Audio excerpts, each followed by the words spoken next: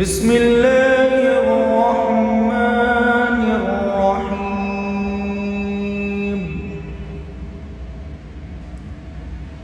والعصر إن